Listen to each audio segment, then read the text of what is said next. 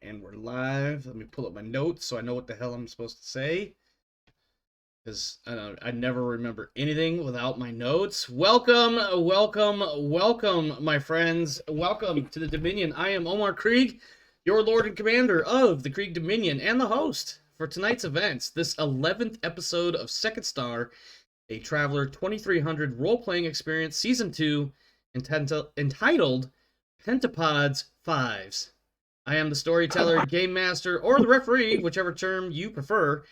And with me, of course, are my players and their characters. So let's check in with them, see what's new and exciting for them in the last week or so. And while we're doing that, I'm probably gonna be playing on my phone or something because it's just what I do. It's weird. It is what it is. Charles, you're always first, so why should we break with tradition? What do you got for us? So I am Charles. I play Fritz Hellwig on the ship, who is scared of space and has been badly driving a vehicle across the background. The background. I suck at driving and I'm scared of space. I'm useless to the team. Yeah. No. So what's new? It's a short week because of the holiday and the time change. Well. Listen, I got a whole soapbox for that one too, but I digress. Please continue. Right. Anyhow, other than that, it's just one of those weird weeks of like, it's short and the time change and everything just feels weird and off. Like too much work, not enough time. That type of thing. So I totally feel that. I totally feel that. Wiggles, you're next. What's new and exciting for you, my friend? I don't know what is new and exciting for me. I don't know, nothing really. No, not really. Yeah, no, nothing really. My brother's trying to get his ADH meds, and there's a national shortage, and so we've been trying to call every pharmacy we can get to and see if any of them has it. And so far, no dice. Oh man, that I can only imagine how stressful that must be. And regardless of what your condition is, like just needing the medication and there's a national shortage. And my first thought, whenever I hear, oh, there's a shortage on this, that, the other, whatever, and I'm like, how? Why? Like, it just doesn't compute to me, you know? But I imagine, especially with medication, it's a million times worse than anything I can imagine. Well, so apparently, brought up by this frustration, apparently a lot of people, oh, yeah, wipes. Here you go.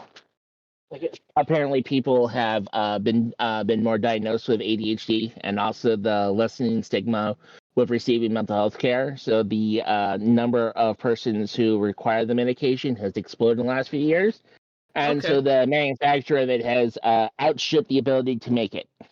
Okay, that, while still difficult and challenging in and of itself, I can understand that, and that actually kind of makes sense. And not for nothing, I feel a little bit better knowing that there's a lot more mental health awareness out there than there was a few years ago. It seems to be growing pains of the lessening of the stigma. The industry didn't have to create this much medication, so they're trying to catch up.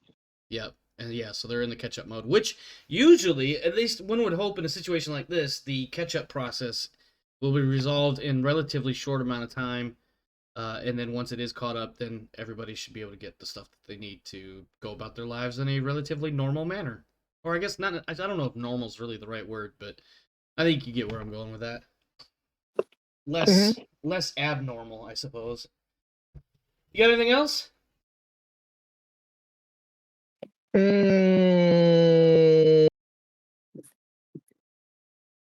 Nope, that's it. Alrighty, Thurgor. All right. What's new and exciting for you in the land of there's a storm coming? Also, by the way, I thought about making a joke, and I really screwed myself up because I forgot about it. But I'm going to say the joke now that I remembered it. Checking in with Thurgor, who is currently broadcasting live from the surface of Grendel because of the storm he's got coming in.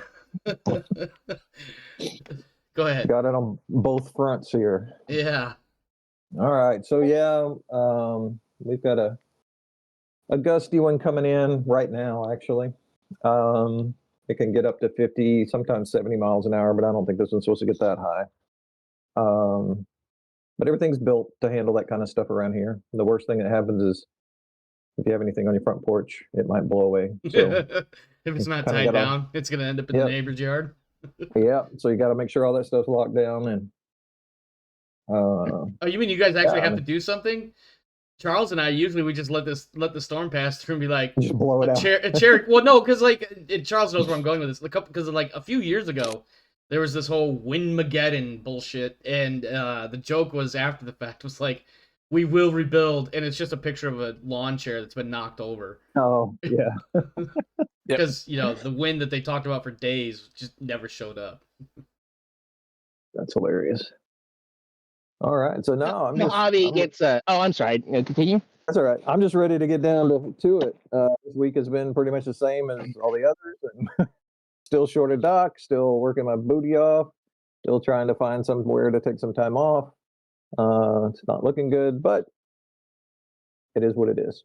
Yeah, whatever it is, we keep trucking on because that's just what we do. Yep.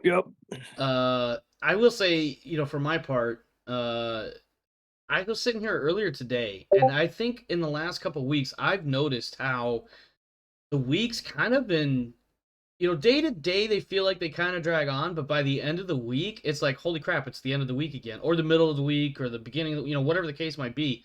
That week period, whenever it starts and stops, it's just like, holy crap. And so today, driving around, I'm over here distracted with a potential Rogue Trader, Warhammer 40k Rogue Trader campaign that I'm kind of chipping away at. Possibility of getting the Alien RPG talk that I briefly mentioned last week.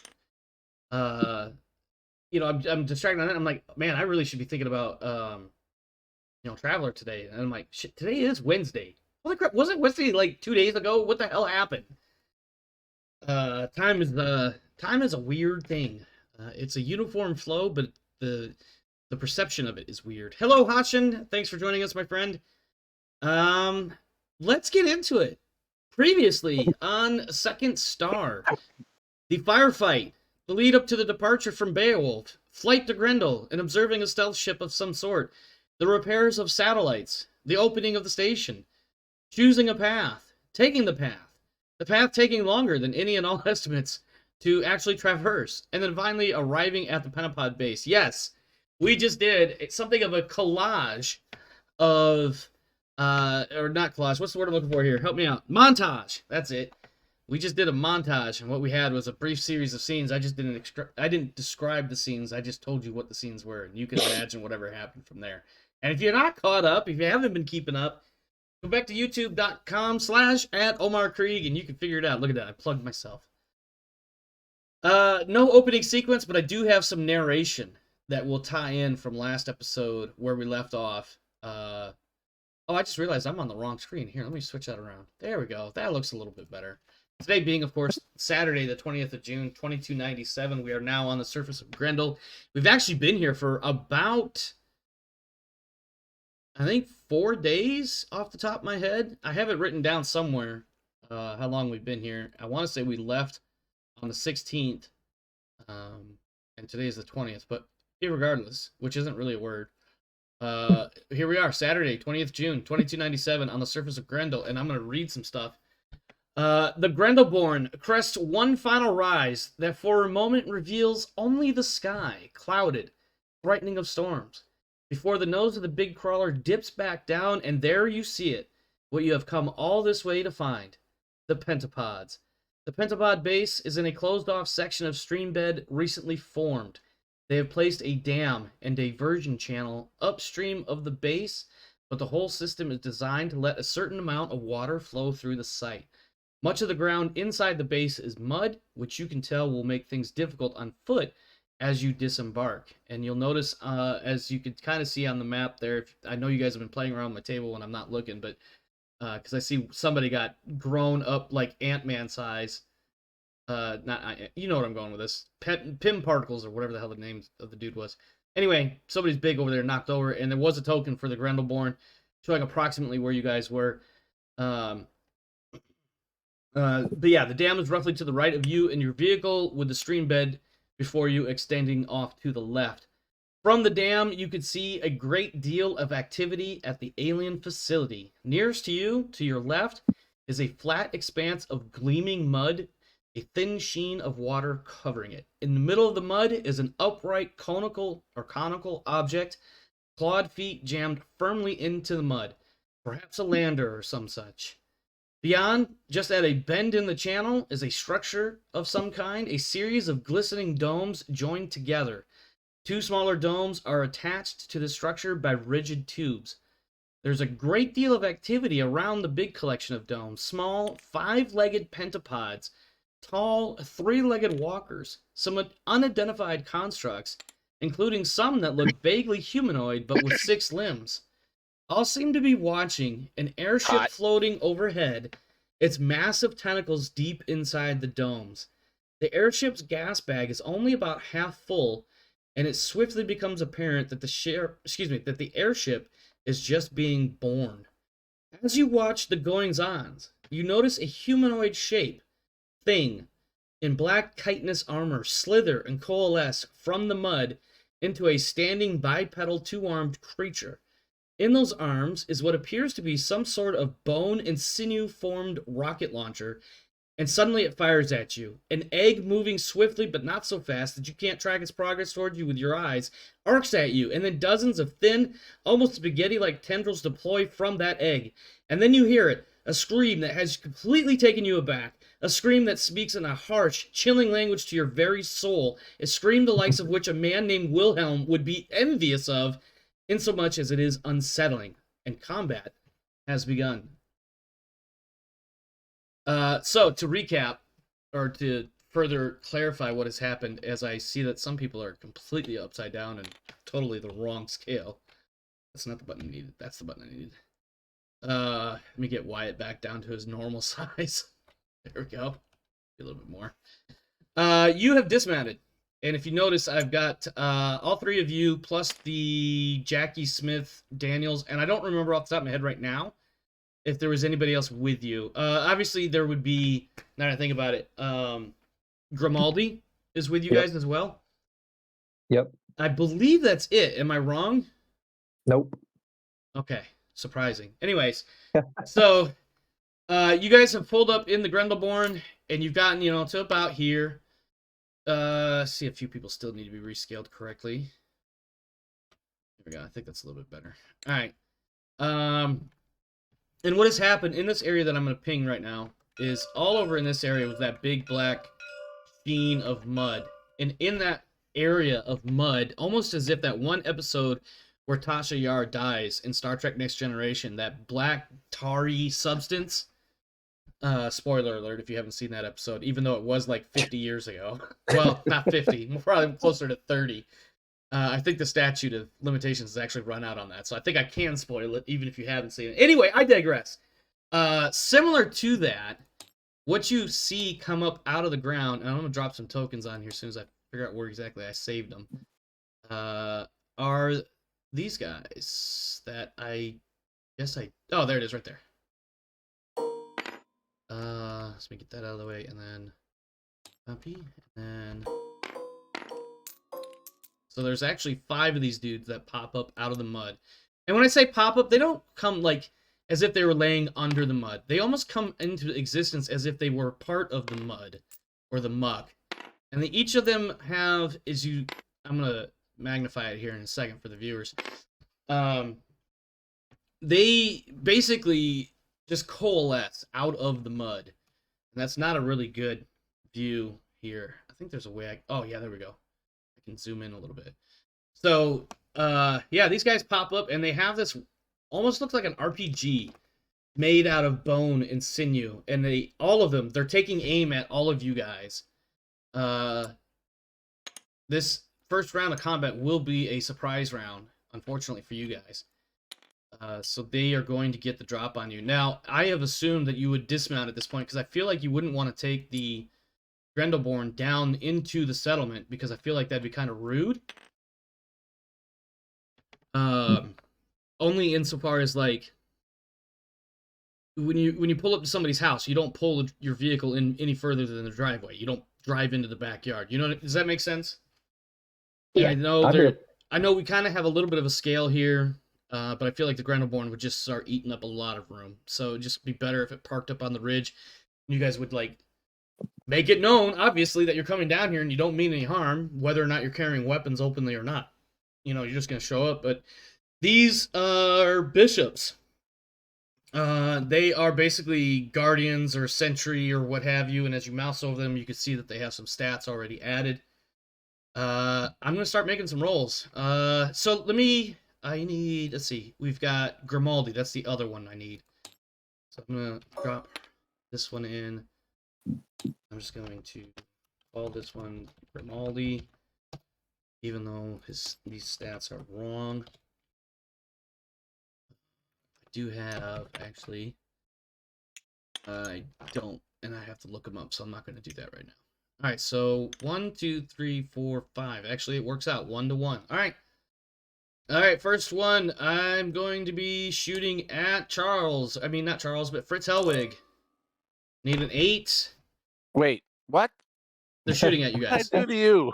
Yeah, well, so just for so again, as per the narrative, these guys all pop out of the mud. They've got these RPG looking things, and instead of it being a grenade, it's this egg. And you can see as it's moving towards you, like it's moving fast, obviously, but it's kind of like, you know, when you shoot like a paint gun. God, help me out here. You know where I'm going. Like you go to the paintball. That's the word I'm looking for, not paint gun. You can kind of see the individual paintballs as they're shooting out. Well, this is what it's looking like at you, but so it's like an egg, probably about the shape of, or roughly the size of a football, right? And about halfway between the cannon and you see these little spaghetti-like tendrils just pop out of the backside. And I rolled a 5. They have a total DM of +3, so that's a hit. And as what happens is this football egg thing pops you in the chest, and in the moment of impact, those tendril spaghetti fiber things surround your entire torso and immobilize you, and then it starts screaming. Now, mind you, I know I described it like spaghetti tendril, like, ooh, that's real soft to break. No, they solidify.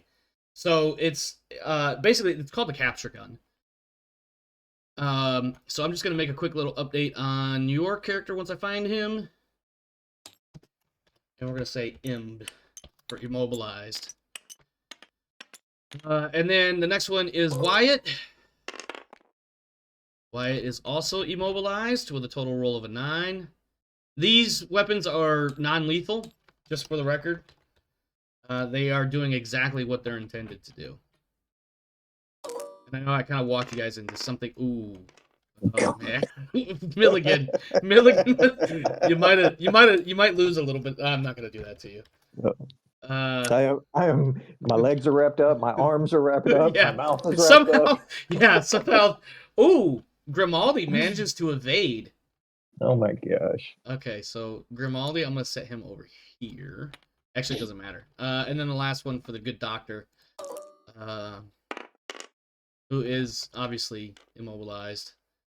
All right. Let me get back into my notes. Yeah, so essentially you guys have been captured. Let me get so the Pentapod bishops, these little guard duty thingies, have basically oh no, I'm sorry. Grimaldi is still uncaptured. So that actually takes us into anybody want to take actions for Grimaldi, who is not currently armed. I feel like Grimaldi would be something in a panic mode at the moment, though. It sounds reasonable to me. Yeah, because all he hears is this. By the way, please don't ask me to repeat that sound. I don't know if I can hit that same note again. I'm sorry, what was the sound? Yeah, you get the idea, damn it. All right, so a little bit of overpowering there. Let me see. Let me get my notes. Yeah, other than him yelling out, "We're just here to trade," I don't know what he could do at this point. other than run. But Yeah, I think that's really what he's yelling out. It's like, no, please stop! They're my friends. We're not here to hurt anybody. And eventually, because all of these nets or rib cage holding things, they're all screaming. Obviously, the rest of the pentapods further down in the settlement, all kind of like start herding up towards where you guys are. One of the big tripod walkers actually shows up first, and then there's a couple like we'd never like had distinguishable differences in pentapods, but you see a couple others, one or two that look a little bit different than the rest. Like they still have the same normal pentapod appearance, which just for the viewers, let me drop one of these pentapod looking dudes down here really quick. Once I remember where I have left them, because I may not have left them where I needed to. It looks like I might have them in the right spot. No, I don't want to create a folder. I want to saved objects, second star, Pentapod base, bishop. Did I really not keep an image of the pentapods? Or you am I had just one on the board at one point. I know, I thought I had saved it. I thought you just like throw them back in that bag, but I don't know how it works. No, I guess. that bag is there more for show at this point than anything else. That is a bit unfortunate because I thought I had a custom token which I have to save as an object in order to use it again. Let me see. Although my dumbass may have just totally forgot what I to. I'm not seeing it though, which is annoying. Components, figurines. Nope. Son of a gun. Okay, well, let me think for a second. Where do I have an image of a pentapod that I can recall really quick? Let's see. Here, maybe? Imagery.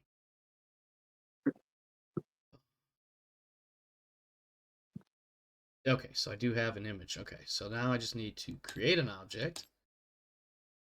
Custom token figurine. Put him here. And you guys get to see some of my crazy file organizations. Actually, no, you won't because it's already in the right folder. There he is. Review. Cloud, upload, import, boom.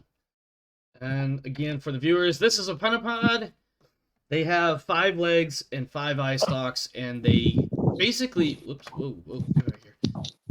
Basically, they have like all their internal organs are in the central hubby bit, and then there's like a mouth sort of thing in between the eye stalks on the top of their head. And so I'm not gonna replicate all these guys. Actually, no, what I am gonna do, I can do this. I can delete them because the bishops are gonna go. Basically, they're gonna go screw off now, and go back into the mud. And then now you have a bunch of these guys, kind of milling about, curious about what's going on. What's up?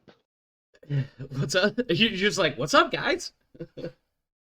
Anyway, so a couple of them look a little bit different than the rest. So instead of having like that grayish tone that these guys have, there's 1 or 2 that have more of like, say, a red or bluish tone to them. And once they see that you guys are just humans, there's like this cacophony of whistles that go off. And to the human ear, it would sound like many whistles. But what you probably would realize after a moment or two is it's just 1 or 2 of them whistling, but using all 5 of their mouths. And then one of them will come up, and it will. Let me see. Where is my notes specifically? So they'll come up. One of these guys will come up, and they'll have like a sharp object of some sort, and they will hit or stab or cut the egg part of the capture gun round. And as soon as it cuts into it, that scream stops. And as he works his way through all of you guys, if you would like to make an intelligence roll to understand a little bit more about pentapods and some of their weird physiologies, please do so. And on an 8 or better, including your intelligence modifiers, Wiggles will have a deduction. Milligan will not. Charles, are you rolling or are you abstaining? No, give me a second. Let me get my dice going. They're fucking aliens. That's what I detect. Wow, you both rolled Dang. 11s. Meanwhile, Milligan's just like, yep, they're aliens. I don't care. I'm probably so wrapped up I can't even see. Yeah, it might take them a few tries to get you completely uncut. Now, so what happens is one or two pentapods will come up to you, and they'll, with this sharp, not necessarily a stick, because it's not a stick, but some like sharp cutting implement, it'll basically stab that egg part of the thing that has you wrapped up, and as soon as it does that, you could almost feel like, when somebody's arm goes limp or their leg goes limp, like it just drops. And that's exactly what happens to this lattice work of what the spaghetti tendrils originally were before they solidified. And so for Wyatt and Hellwig, what you're realizing is that once that scream stops, it's because they just killed it. This thing was a living thing until it was cut free from you. Or at least it's a theory you may have. And then, now that you guys are free, it's not a stick, but roughly cylinder thing you hold in an appendage and can touch things from afar, and it's sharp on wind. Like a spear, but not a spear because they're aliens. Jesus, Wiggles, that was amazing. That's great exposition, as written by me, by the way. Anyway, one of the pentapods comes up, and his coloring is a little bit different than all the rest. Let's just say he's got like a couple of purple spots scattered across his central hub of a body. And he will say, or it will say, "Welcome, human hard servitors. Sorry, blame, surprise for the attack capture on of you. We hoped that human servitors had fled this world biosphere. Our messenger alien speaker returned recently late, telling us human servitors were gone, fled from this world biosphere. We will restore him, to punish, educate, learn him." I really hope I'm doing the Pentapods justice by speaking like them right now. Go ahead. I'm just gonna be. I assume my mouth's not covered. It's just kind of No, wrapped around the you're body. at this point. You're totally free. So if you wanted to lash out, for instance, this would be the time to do it. Although I will not recommend that. I'm just gonna go. Okay, we have biomass. I will make you human servitor shelter air.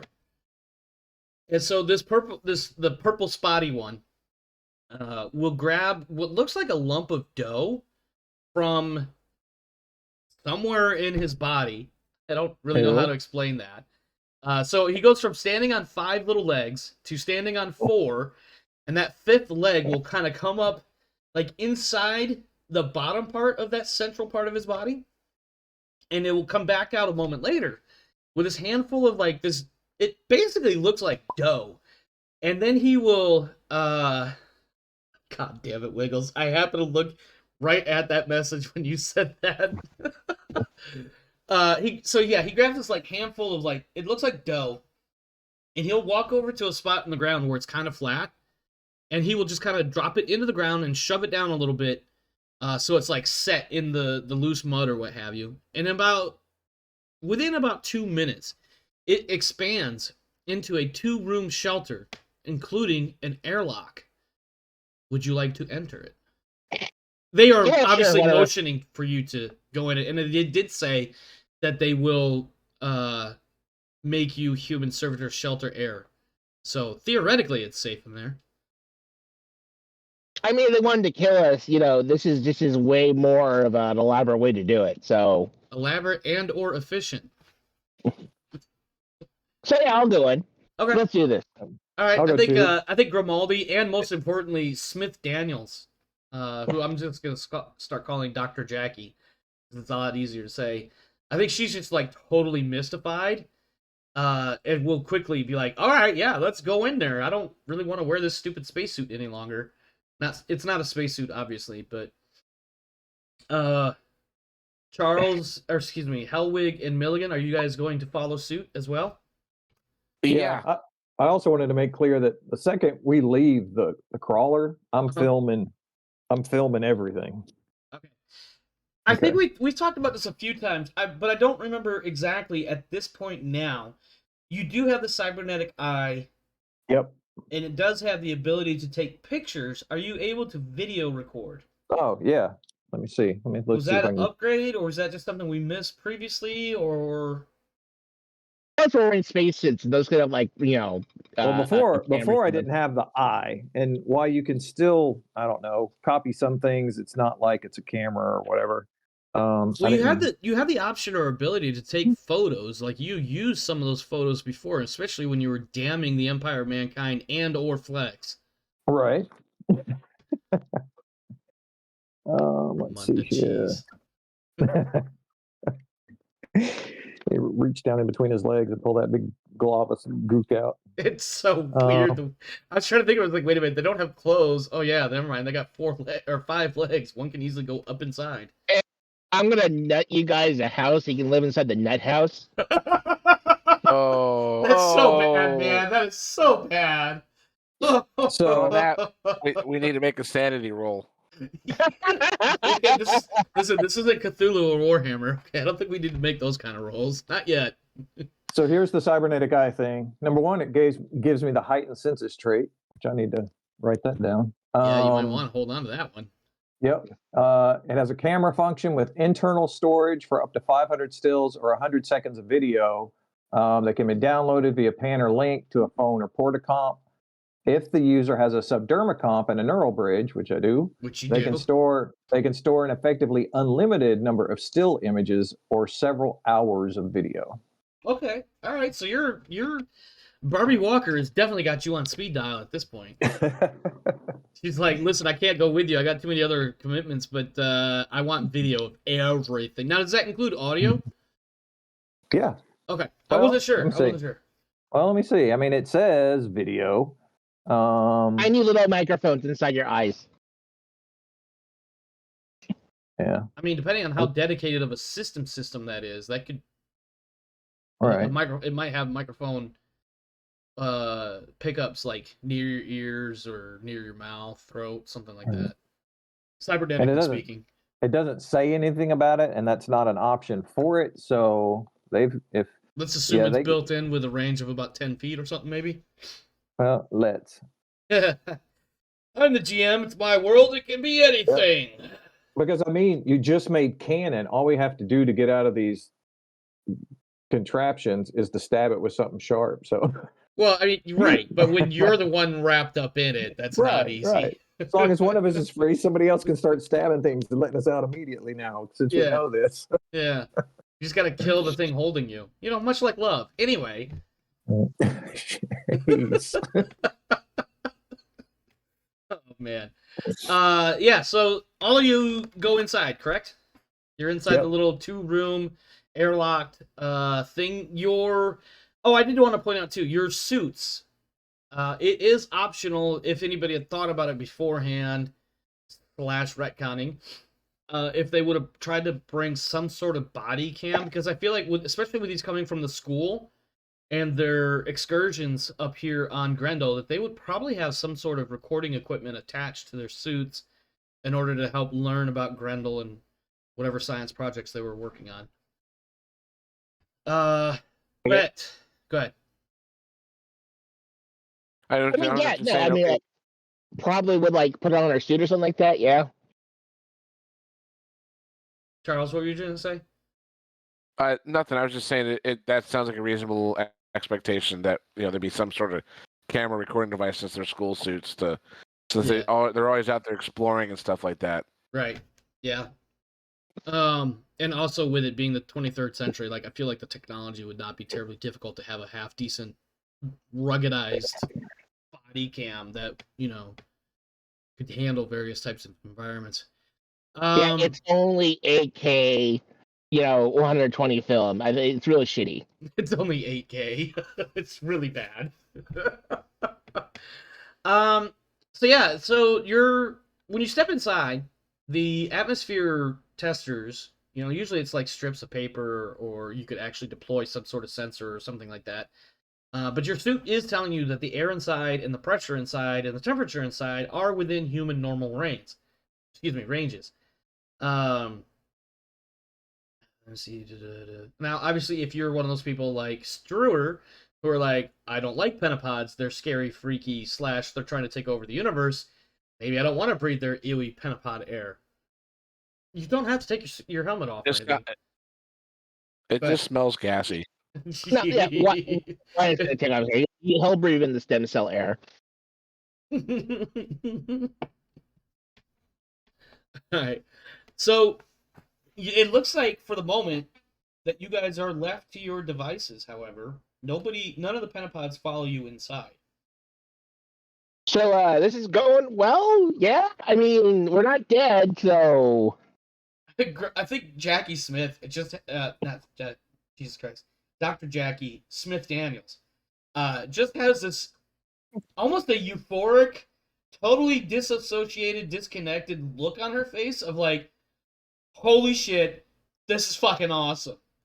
Like, none of the danger of this entire section of the trip has registered in her mind. And it's clear on her face right now that she is in xenoanthropological seventh heaven.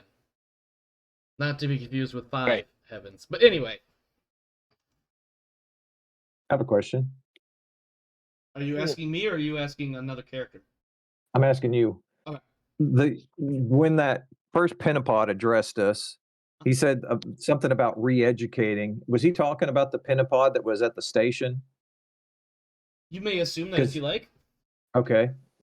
Because that's kind of, he said that one of them had reported that we had left. Yes. And that's the only one we've encountered. So that's the only one. Correct. That could have relayed that.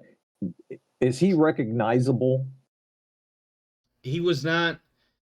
Like with all the rest of them, could I pick him out of the crowd, or do they look too much alike? And I think they look too much alike. It's been racist, but this is gonna sound kind of silly, but they look too much alike and too alien to the human mind to be able to identify individuals, especially someone who you met once or twice a few weeks ago. AKA alien face blindness. AKA racism. By the way, that is a psychological fact, by the way, that people of a different group than you, when you get a bunch of them together, it's hard to identify them individually. Look it up. It's a real thing. Anyway, I'm not defending racism, by the way. I'm just saying. Racism is stupid. Let's not even fucking go there and have that conversation. We don't need to. So yeah, though, as far as identifying, let's say Llewellyn, for lack of a better name, which would be the Pentapod that was sitting outside waiting and asking every now and again for dead bodies. As far as identifying him out of that group, it's pretty difficult, and unless you're out there trying to get a consensus, you're not going to find him. Okay, that's fine. I feel kind of bad that they want to reprogram him or whatever. Established lore, racism is stupid. Jesus Christ, Wiggles. That's not established lore, that's a known fact. It is known. I'm sorry, Bergor, please, whatever you were saying. No. Maybe I should stop looking at chat. That's what I should be doing.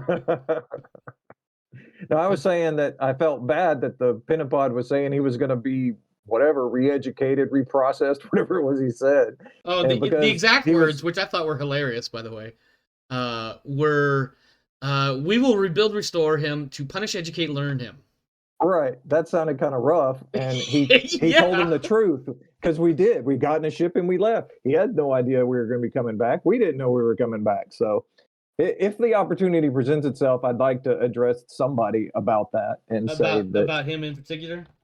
Right. I don't think they need to punish Milk, whatever. Yeah, whatever we're gonna name him. So yeah, I think what I'm doing now, just for narrative purposes, is trying to give a couple of these. Whenever a specific Pentapod is mentioned or brought up, try to give some small identifier so that he does stand out against the rest of the crowd. I don't have any specific information as to like how they may look different from each other, other than some of the suggestions that every piece of Pentapod technology is actually a living Pentapod.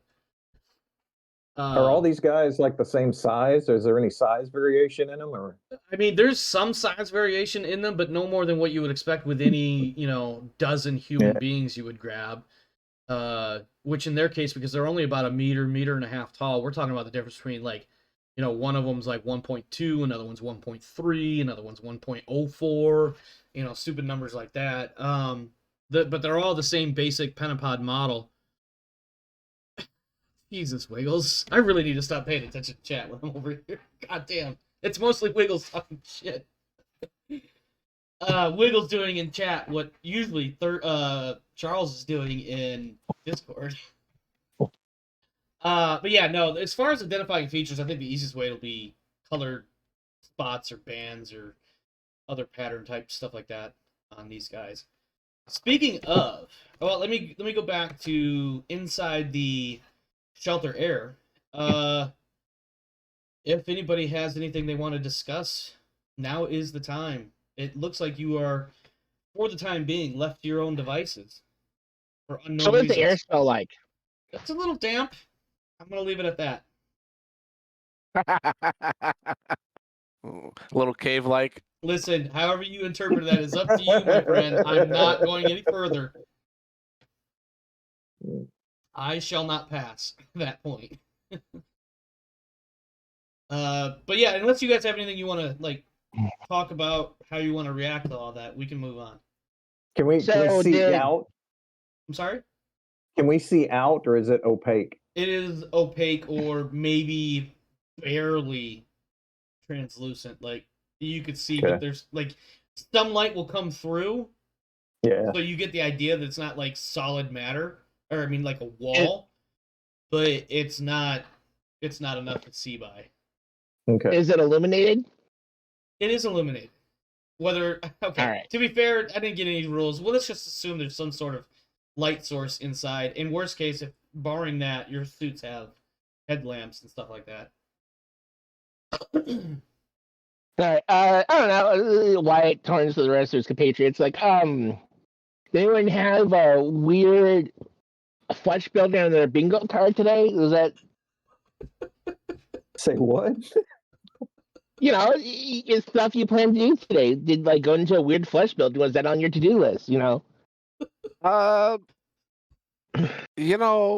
To be perfectly blunt and honest, since being with you two, or at least being with you, Wiggles. I need to mute myself, please.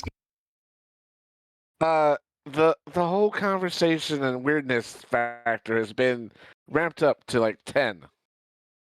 I don't think that's necessarily anything to do with me. I mean, technically, we're here because of him, and then I point towards Thorgar's character.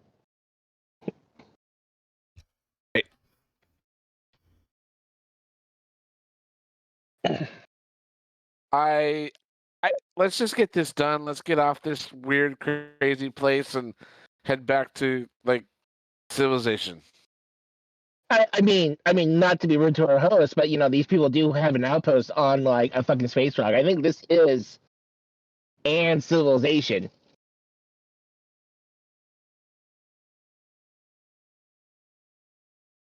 Right. That's true. I'm willing to let you have that one. So, real quick aside, I'm over here trying not to die laughing because some of this commentary is fucking amazing and amusing to me all at once. I am more than happy to let you guys roleplay this out however you like at this point, and when you're ready to move on, or if I feel like it's really getting kind of slow or long or what have you, we'll go ahead and move on to the next situation. But please continue as you see fit. I'm gonna grope the flesh wall. Are you really just trying to get me to disrupt my own stream? Is that what this is? Tell me how he wants you to have the NC-17 up. Listen, let's keep it PG-13, man. We're trying to stay on not quite cable shows here. We're trying to make it big for the big networks.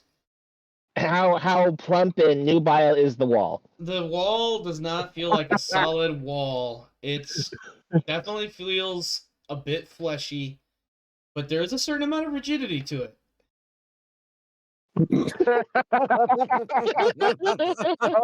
So many jokes, not enough time.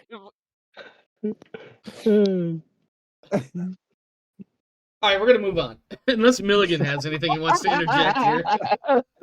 My only thing is let's trade what we brought to trade. Let's see what they'll tell us about the ship, and Oh, if they shit. tell us where it is, let's go check it out. And yeah, but this is a weird place, and it's not exactly the most settling thing here. So I think I say we make it quick.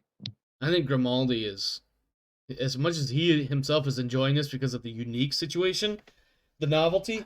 I think he's also kind of falling in the line with like, yeah, let's focus on what we're doing. What we're here for. Let's get this information from these guys so we can go find the ship. Meanwhile, Dr. Jackie is just, she's just mystified at this point. She's definitely the kid in the candy store, the kid on the roller coaster, the kid doing the thing that the kid wanted to do with mom and dad all along. Like, she's just here for the fucking ride at this point. She's just having the time of her life. Probably about 45 minutes or so after you guys were suggested to step inside this air shelter, one of the pentapods with the yellowish, I think that's what I said earlier, the yellowish spots, not the purple one, the yellowish ones. One of them will return, and bringing with him, or it rather, are two additional pentapods. One of them has like green, we'll say stripes, but not like regular stripe, like a stripe pattern. There's just green stripy motif going on with his markings. The other one is kind of more like a similar pattern, but more blue than green, but somewhere in between, if that makes any sense at all. The one with the green stripy bits looks a lot like the one that was originally outside Llewellyn. Repeatedly asking for, dead biomatter, or whatever it was he was asking for. But the other one, the one that has the more of the blue stripes, will speak up first, and he says, "I am Starward Vision's Frank. I am pleased to meet Sensu. Welcome to this planet biosphere and our home camp establishment." The other, the green stripy one, will speak as well. "I am not given a name designator unique. Rather, my colonel experience was the one that waited outside your station base camp previously some time ago. I am offered Crawford the patch insignia. I'm sorry. I gave offered Crawford the patch insignia colored thread." And I nod. So just for record, I'm sorry. No, please continue. I'll shut up and let you speak for a moment. I was just going to go. What? What? French, German? You speak no? What? And I just look back at the doctor and go, Yeah, you're waiting for Jackie Smith, not Jack, Dr. Jackie to do her bit. yeah. Yeah, so I think what you see happen over the next couple minutes is a series of exchanges between Jackie Smith and Frank Greenstripe. I think, I don't know, whatever. He actually named himself, so it doesn't matter what his colors are. Frank and Jackie have this conversation back and forth, and you can kind of see that over the course of about a dozen exchanges, Frank's weird speech pattern lightens up even more so. Now, it should be noted, too, that Frank, using multiple words to describe a single idea, was already less than other pentapods. Llewellyn, the yellow stripy dude, or the whatever, he used like 2 or 3 words per idea, whereas Frank was only using 1 or 2. Does that make sense? Were you guys able to pick that up? Or you may not have been thinking about it either. I wasn't thinking about it, but yeah. After this like 5-minute conversation, back and forth between Frank and Jackie. Frank has almost, not necessarily entirely, removed the multiple words, but basically has cleaned it up considerably. And at this point, Jackie makes a motion back towards you guys and says something to the effect of, I believe there was some sort of deal you guys were attempting to work out. And then Frank also, you can see all of his eye stalks. Like, this is so weird. Just picture, you know, those little magnetic arms with little eyes or cameras on the end of them, and how you can snake them in like under door frames and stuff like that. Just imagine 5 of those all turning towards you guys as a group. And so one is looking at Charles. I keep saying players, but not the characters. You know, one's looking at Hellwig. Jesus Christ. One's looking at Hellwig. One's at Milligan. There's like 2 on the Doctor. 1 on Wyatt. The other ones, however many are left at that point, are on Jackie. The Llewellyn Pentapod. He's got literally every one of his eye stalks is on somebody different, including one of them on Frank. As if he's kind of like following along because he doesn't know what to do at this point. Yeah. Oh, sorry. I look at the one that addressed himself that said, you know, he was the one from, you know, outside the station. Mm-hmm. And I tell him, you know, we did return unexpectedly, but since you had been asking at the station and we couldn't help you then, we did bring you biomass. I think Llewellyn, I'm going to keep calling him Llewellyn just for That's simplicity's cool. sake here. I think Llewellyn and Jackie, I think first Jackie looks to Llewellyn to see how he's going to respond, because I think Jackie's kind of getting the idea that, you know, and she's totally okay with this, by the way, basically that she's going to interpret, or at least that's what she thought her whole purpose was up here anyways. Llewellyn comes back with, let me see, where are my notes here?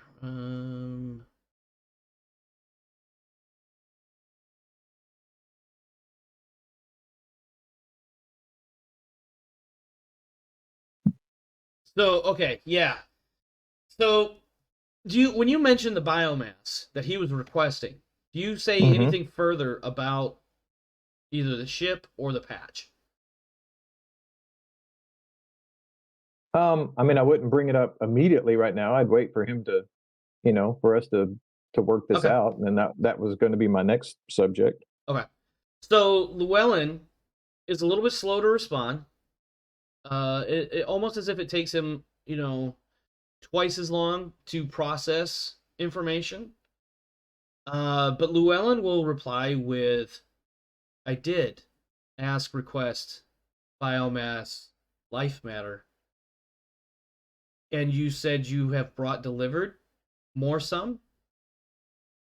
I say yes. I tell him exactly what, but I say, we brought you, it's dragon bat, right? I think it was something. It was expired meat. That much I remember. Yeah, and meat product and bone is literally what I have written in my notes. So, you know, I tell him that it's, you know, exotic dragon bat, meat, bones. Yeah, I don't have a third word. Meat product. Meat product is what I went with. Because somehow when you describe something using 3 things to describe it, makes it sound more big. And why we'll chip in with the amount of mass that we got, which I think was like close to a ton. Yeah, I don't know why exactly I have 200 pounds written down, but I remember it was like 200 kilograms. Maybe it was 200 kilos. Yeah. Yeah. So when you give him the exact number of what is there, Llewellyn and Frank both will kind of chitter at each other. And you can't, I mean, you've never heard Pentapod speaking to each other, but like there's like, it's almost feels like there's some like rapid fire chittering back and forth. And almost like listening to old school dial-up sounds, like how quickly the sounds will tone. And that's what is going back and forth here. And then Frank will actually stop and he will say, allow me to explain, clarify. This that you trade offer is too much value weight cost. We offer trade directions information, which is less value weight cost than the biomass dead meat you offer trade. Please, another selection offer choice must be made for this to be fair, equitable, beneficial trade offering. And then, for clarity, I think Jackie, who maybe she's not very good at picking up on certain social cues, will be like, yeah, so he thinks that the biomass that you guys have brought along is a little bit more than what they're offering insofar as value. What are they offering? I think he said they're offering directions or information. And she'll look back at Frank, and Frank is doing like the Pentapod equivalent of nodding, which I imagine in my own head is that whatever eye stalks are pointed at an individual are the ones that are nodding, not necessarily all of them. Maybe just one. Charles, I think you were going to say something? I'm just going to say, well, information is always valuable and a lot of times considered more valuable than what most people think it's worth. So we'll tell them not to worry about that. We appreciate any and all, and that some of this stuff that we're going to give them is extras. It may be providing us more. Yeah, Jackie, do they have a concept of like credit? I think Jackie will turn to Frank and Llewellyn both and kind of try to convey this. And obviously she's going to be speaking whatever language you guys are speaking. I'm assuming English because that's what we speak, but I know French Arm and French German and whatever else is in the group, but whatever language you guys are speaking, this is what they're all speaking. Right. He's being difficult and he's only speaking asteroid pigeon. Fuck you all. Of course he is. Of course he is. At Hellwig immediately upon hearing that just rolls his eyes and just groans. Somewhere along the way, somewhere along the way is the German version of "God damn it." Yep. So Jackie will turn back to Frank and Llewellyn both and be like, you hear her use the word something that sounds like, do you understand the idea of credit and a loan and, security? And the Pentapods, like, kind of just like, you see their eye stalks are kind of flickering back and forth a little bit. You don't really know what to make of this particular physical response, or I guess you could call it the Pentapod version of nonverbal communication. But neither one of them says anything for a moment, and then Frank is like, you suggest to give trade more than the value weight cost of this information directions, and then we compensate you more at a later time? Yeah. This is such an interesting, weird, unusual concept thought. And you could see like the like 3 of the eye stalks all like retreat, and the other 2 have this like half-lidded gaze of the human. It's almost like he's trying to approximate what it would look like for a human to sit there and have that thinking really hard look on their face. But of course, they only have the eye stalks. They don't have all the other facial features that we would normally understand. So I'm gonna look at Professor Jackie and basically say, here's what we'll do. And I kind of look at everyone else and as that whole give me a second to say this. We'll give you a quarter of this up front for the initial information of the biomass, and then if it's good, we'll give you the rest. That's how we trade about information. We give you initially what the initial information is worth, and if it works out to be really good stuff, then we'll pay you more because it was good, useful information. Also, Jackie, you should say that, but also say the fact that, hey, you want to study these people, right? Tell them that you are an individual that we made to do exchanges with the Pentapods, and we want to have the ability to do more interactions with them. And this excess of trade good is a way to be amicable for future relations, or whatever best works for Pentapods. Yeah.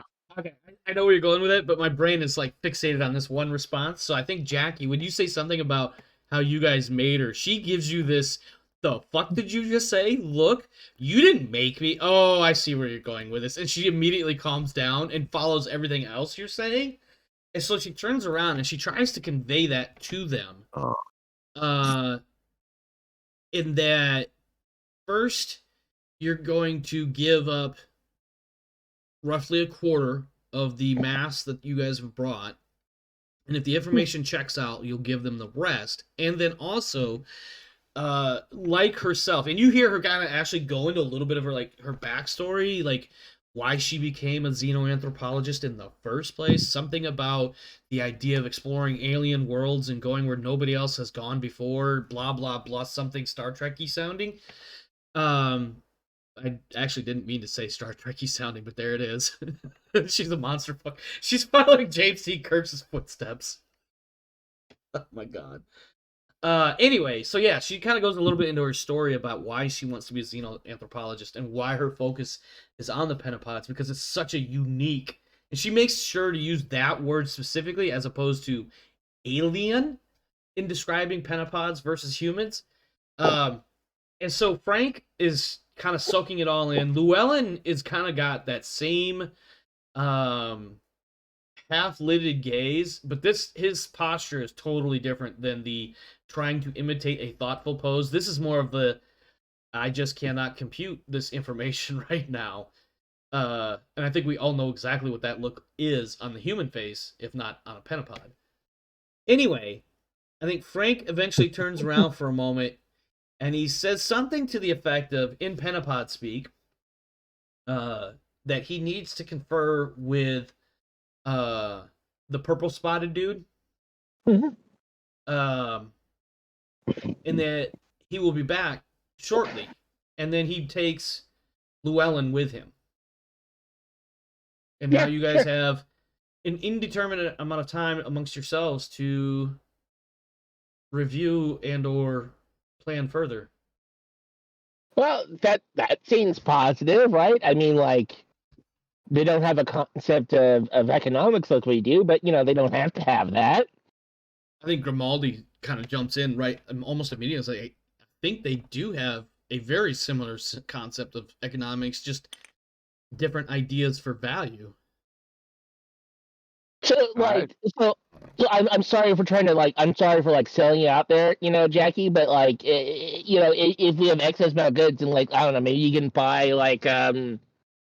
a tour with them or whatever, stay for a couple months. I don't know. I mean, I'm not trying to, fuck you or anything, it's like...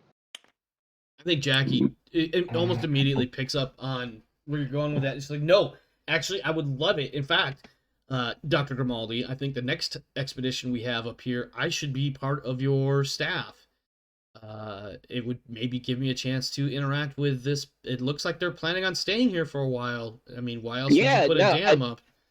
This looks pretty sizable, and they look like they're making some permanent buildings, or whatever the hell that means for Pentapods. Apparently, more Fremunda dough, rather. Sorry. Anything else? Do you guys want to bring up any other topics? Or shall we have them come back with their counter offer? Counter offer. Yep. All right. So yeah, after a few minutes, and it's probably 20 or 30 minutes, Frank and Llewellyn will return. And they bring with them I didn't actually record from this published material what this looks like. They bring with them what kind of looks like a data pad or tablet or whatever we're calling it here in Traveler versus what it might be called in other franchises. But it's more oval shaped. So imagine kind of like the old school stereotypical hand mirror. It has a handle on it. It has an oval shape to it. Apple has survived. No, we're not going with that. And what they have done is they have given you this. Let me Oh. pull it up for you. Shit. Layer map. That's not the one I want. That's not quite the one I want. Where is the one I want? I thought I saved that one. God damn it. Did I put it in the wrong folder again? I bet you I did. I do this all the time. I thought I moved them too. Oh my god. Where is it? Oh, there it is. No. I wish. No, I don't want to can't. Oh my god. I do that to my brother when he's looking for something to go, oh, there it is. Yeah, and then not at all. what it is. Where is this freaking file? Oh, do I have the battery? I might have the battery. Oh. I'm sorry. I might have the battery case, Quinn. Actually, I'm not sure if that's the one I want or not. Put this over here. Yeah. No, it's not one. It's not. That's not the one I want. Did I really do that? I did. Yeah. Give me a moment. I'll get it. I just gotta remember where I put files. Layer map. Oh, that's episode. Go. Cloud. Upload. Import. Big in it. And so they give you this, as you can see, the entire object is circular in shape. They give you this display, let's say. Give me just a second. Let me save this. So yeah, they give you this display thing, and on the display is 2 points that you can probably determine are being, one of them is obviously you guys, your current location, and then the other one apparently is the presumably the crash site. Ooh. And you can see that there are a couple of routes marked on the map, and obviously a bunch of Pentapod scratchies. Let me get back into my notes so I can see exactly what I'm working with here. Yes, so you are given a living display, and it shows directions guiding you in even the best ground that you could probably take. Frank will also say that this display will only function for about 144 hours. What? Yes. And that's his response is yes. Does he know how far right. that is? I'm sorry? Does he know how far that is? How far the distance is? Yep. And of course, the route is It differently, is. but, yeah. Did I actually record the specific distance on here? Yeah, did you? I'm looking at my notes, not on your map. I did not. It is somewhere in the neighborhood of a few hundred kilometers. Because the goal here, or the objective here, is that you basically repeat to some extent what you did prior to getting to the base. But we're gonna modify that, so don't get all the poor design choices. Wiggles, I hear you already in my head. I'm just trying to keep track of. I'm worried about time getting back out of here. Yeah. So looking at the map, first off, you have on the tile, it shows you the scale of 100 kilometers. So you can assume it's gonna be 400 or 500 kilometers, possibly 600 to 800 if you take the longer way, where it says serve sat alternate route 3. And that's another thing that Grimaldi will actually bring this up as he and Jackie kind of hover over whoever's shoulders and looks at this. Grimaldi will be like, hold on. When we get back to the Grundleborn, we need to see if we can get this and our own survey data to, what's the word I'm looking for? Corroborate? Is that the right word? Yeah. Basically, not so much. Go ahead. I'm sorry. Go ahead, Charles. Hearing him talk like that, I'm just gonna make a snide comment about biomass trade. Just saying. Charles, I'm almost afraid to ask, but what are you getting at here? that he you know, they could work with them and they could just bring their own biomass up next time and trade it out for what they need. Are you talking? You're saying that to Grimaldi? Yeah. Meaning that Grimaldi they could bring his own shit next time? Yeah. Yeah. Yeah. Next thing you know, 20 years from now, it'll be a big trading post. It'll be named Llewellyn. Or Right. No, it'll be named Llewellyn Crossroads. Anyway. Or, yeah. Or just be biomass crossroads. Biomass trading point. That's what the Pentapods will call it. Biomass trade spot. Right. Yeah, so yeah, Grimaldi's like, yeah, we need to get this back to the Grendelborn so we can get it tied in and we can compare and contrast data because I'm sure we've got an updated, and he just starts going like a mile a minute in his, with what he's saying. Jackie is looking at the Pentapod, Frank, and she is she's very thankful and everything. And then it's up to you guys. What do you want to say or do at this point?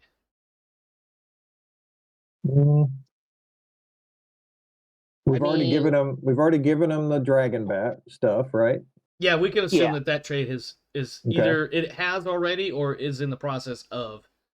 So is there anybody we can talk to about these routes? Because one of them's highlighted, one of them's way shorter. And then, of course, there's the other one that's 3.5 times as long or whatever.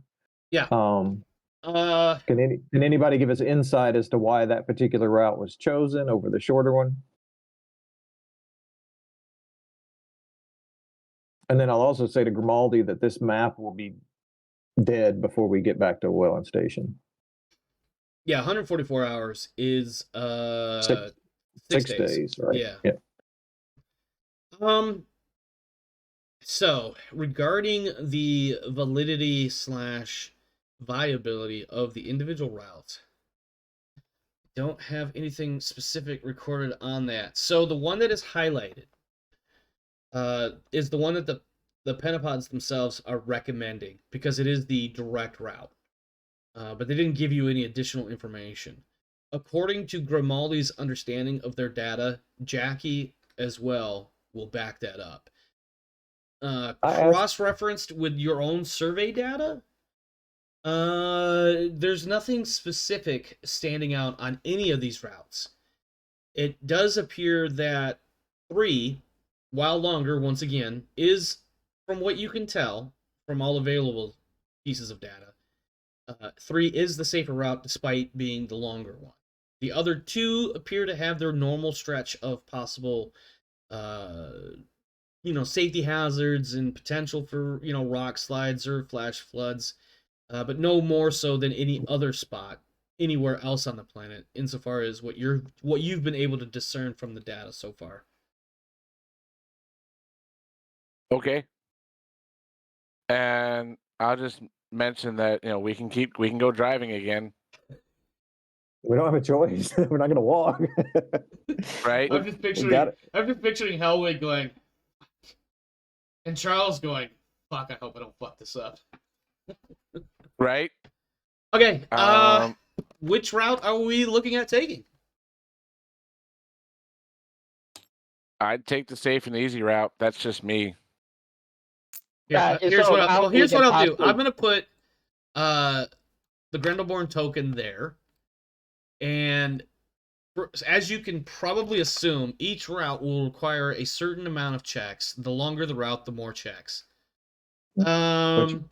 Which makes it less safe, by the way. Well, so here's how this will work. Route 3, which is the recommended route. I'm sorry, not Route 3. The one that's highlighted. Let's call that Route 1. That one will take, that one and Route 2 will both take 3 individual checks to navigate. If you fail, it just adds to the number of times you have to continue making that test. In other words, you need to make 3 successful tests in order to get through. If the failure is in effect -3 or more, then we roll for an encounter as before, which is where things can start taking damage and stuff. Was driving the biomass procurement location? What? I'm not sure where you're going there, Hashin.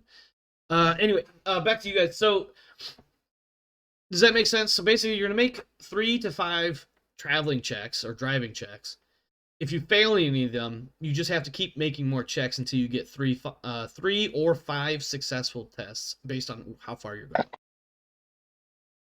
And if you fail by a certain amount, then there's a possibility of events. All right. Well, we didn't take that much damage on the way over, so Yeah, we should I'd be still have the worth. numbers should still be on the. Oh, I never saved it. Son of a bitch. Whatever. Whatever. Please continue. Right. Yeah. So which way are you going I'm here? gonna say, I take the easy route. That's my vote. The long one? Yeah. Do they have modifiers like when you're rolling? Like if we do have an event or whatever, do the different routes have? Like the route 2 does it have a DM that's going to make the rolls be more significant than on route 3? Or If I or are all those followed the rolls the original same? text, yes. In this case, if you take 3, you just need to make 5 successful well- 6+ checks. If you take 1 or 2, you need to roll 8s. We'll go with that. Does that make sense? Rolling 6 if you're on route 3, Oh, rolling okay. 8s if you're on 1 or 2. Okay, But you just have to take more. right. You have to get And more I'm not- successful. I mean, you're rolling a 6+, probably with a +1 or 2 minimum. I think getting a 6+ 5 times is going to be easy if you take route 3. Okay. I say that, and then we watch Charles roll nothing but fucking snake eyes 17 times in a row. So, whatever. Hey, the dice were cold that night. Is that what it was? They shrank. They shrank. Oh my god. Well, whenever you're ready, if you guys are ready, are you taking route 3, the safe alternative? Do we have a timeline to be off a planet Yes. before? All right. And what was that? Amount of 15 time. days. I actually did. Remember earlier I mentioned I had it written down somewhere, and I actually found it. So you left Beowulf on the 16th of June. You traveled for 20 hours to get to Grendel, fixed a satellite, adjusted orbit to work on a second satellite, adjusted orbit to land, and touched down on the 18th. The trip to the Pentapod's base started late on the 18th, and you arrived on the 20th, which is today, sometime shortly after local sunrise. So you've got about 60-ish hours until it is sunrise again. And there are currently 11 days standard counting remaining before the distance between Beowulf and Grendel is too far away. I.e., you're going to need to phone a friend. How long did it take us to get from Llewellyn Station to here? Roughly I think I went with something like roughly a day. Yeah, because you started late on the 18th, so basically a day and a half. But that was also because you had those additional. I think we ended. I never counted it, but I feel like we were in the 6 or 7 or possibly even 8 individual rolls by the time you got through that route. Yeah, then we're good to go either which way. We're fine. Yeah. Okay. I just want to make sure we're not running out of time up against some major ice storm, and then we're all going to die. No. So again, roughly 15 days. Basically, you have to be back, or okay, let me rephrase this. You need to touch off, or Jesus Christ, you need to launch from Grendel by the 30th of June. Let's put that on there as far as your timeline. And today is currently the 20th. It is probably at this point close to, let's say 10 or 11 o'clock in the morning on the 20th. And then locally, it's only an hour or two after sunrise. And we have to re-mothball this place, right? Because nobody else is going to be able to come and do it. So before we leave, we have to break down all this stuff. Yeah, and that'll take, I will say Hey. the mothballing process will take about roughly 8 hours of work with everybody on hand. Okay. Because I think the argument can be made that you guys took about 8 to 12 hours to put it all together, to unmothball it. Basically a full shift's work or something like that. All right. Are we taking alternate/safe route 3? Yep. All right. Mr. Charles slash Helwig, give me your first 6+ roll. Drive wheel dex. Drive, wheel, and the decks. Okay. All right, come on, 2. Shush. Damn you. Alright, that is a 4 success. plus a 1, and my wheel is 1, so that's a 6. Alright, so you got a total modifier +2, correct? Yep. Okay, total mod of 2. Go ahead and move you there. Go ahead and make your second of 5 6+ rolls. That is a success. Yeah. Like 11. Yep. Okay. Third. Roll 3. That is also a success. So roll 4. Also a success. I believe you have one last roll. Yep. Is also a success. All right. So what we end up with. This guy's out of the way here. So I can bring in this object. Assuming that I saved everything correctly. Holy shit, I actually did. All right. Boom. Ah! All right. So let me get your Grendelborn marker so we can roughly approximate where it is on the map. You have arrived about here.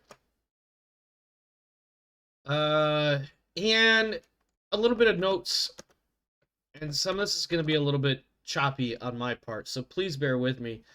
Following the battle against the Manchurian Raiders in 2286, the Durandal managed a soft landing in a relatively sheltered area. Soft is a relative term. While the hull did not break apart on landing, the landing gear did not deploy, and the crew on the lower decks were killed, including the Manchurian Marines from the Stonewall. Furthermore, the VTOL engines were badly damaged and mired in the mud to make it even worse. And then there's some other GM information in here. So basically, the Durandal's broken and battered frame is now partially clear of the rapidly freezing muck, her nose jutting out while her stern is still below the surface. Most of the front armor glass around the bridge has been smashed out, but 2 panels are still intact. This is also one point of entry into the ship. It is about 10 meters above the ground surface. Just behind and below the bridge is the... Let me go back to here. So obviously this is the... I don't have a floor plan open right this second. Let me see something real quick. All right, so the longer end, which looks like... So this is the front end. So you guys are kind of facing the front of the ship, and then this is the back. So up in the front is where the bridge is, obviously, and you can actually see probably from the front of the Grendelborn that how the glass panels of the cockpit, bridge, whatever, are blown out except for a couple of them, and you can see how that section of the ship is roughly 10 meters up above the ground. Just behind and below the bridge is the missile bay. This appears to be another point of entry where you can get inside the ship. And then on the sides of the hull, behind the bridge, are the ship's laser turrets, and they're both double mount lasers. These turrets also represent another point of entry via the ship service via the service panels. And then beyond the turrets, the port side, and presumably on the starboard side as well, are airlock doors through which you could get in if you wanted to check those out as well. I don't want to go too much more into the text because I start giving away information. But let me go ahead and pull up. So we have this crash site, which actually I don't even need to have it up. Ass F. I see what you did there. Let me do this. Let's actually pull this off. Let's delete that. Let's delete that. And then let me pull up my floor plans. So first we have that. Then we have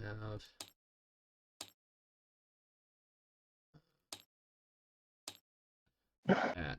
Now, presently, you guys are You're approximately here. Perhaps a little bit more off the board than that, but we'll say for the sake of argument that's where you're at right now. What I want to do for the rest of this session, or as long as it takes to complete your guys' I shouldn't say digging around. I meant to say digging around. I'm sorry. I really did. But basically, to represent you guys digging around in the ship, you have the floor plan. This is the official floor plan of the ship. So obviously what you encounter is not necessarily going to look exactly like this. Specifically, the ship has been here for like 11 years, and it's been buried, frozen, mudded up, etc. Back to my notes for a quick second. We have the entry points, like I said. I'm sure, as you can imagine, once you get inside, everything's going to be dirty, muddy, icy, etc. And you're probably going to need some lights. So at this point, it's really up to you guys. And I'm going to use your characters, your figurines, or whatever you want to call it, to represent where you are on the map, so I can give you descriptions, etc. Again, we have entry points here in the bridge because of the blown out glass. However, the bridge is about 10 meters off the ground because of how it's leaning. We do have entry points potentially in the missile bays. We have some exterior airlocks that were mentioned and some turrets that were mentioned.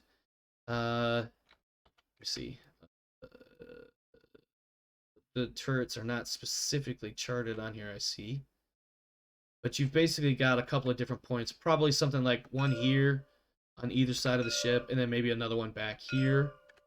I'm on the wrong side. That's the lower level, which is kind of definitely mucked in.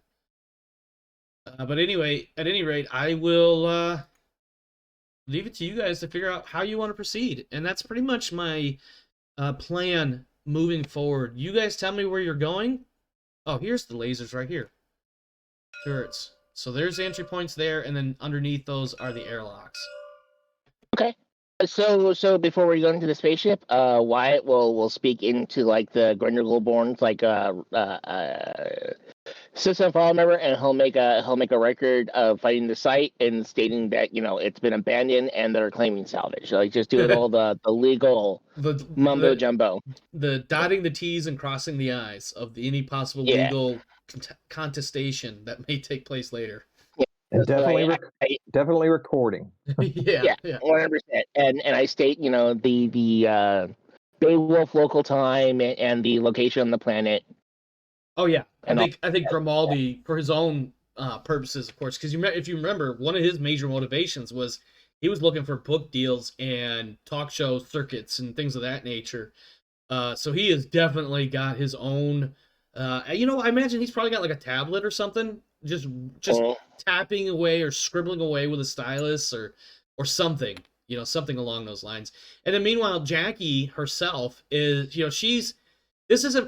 this part of the mission wasn't really meant for her specifically. Like there was no big interest in it for her, but she's still just mystified at this ship that is, I don't know, what, just a quick guesstimate, probably 40, 50 meters long, just sticking out of the mud and ice that's from a dozen years ago.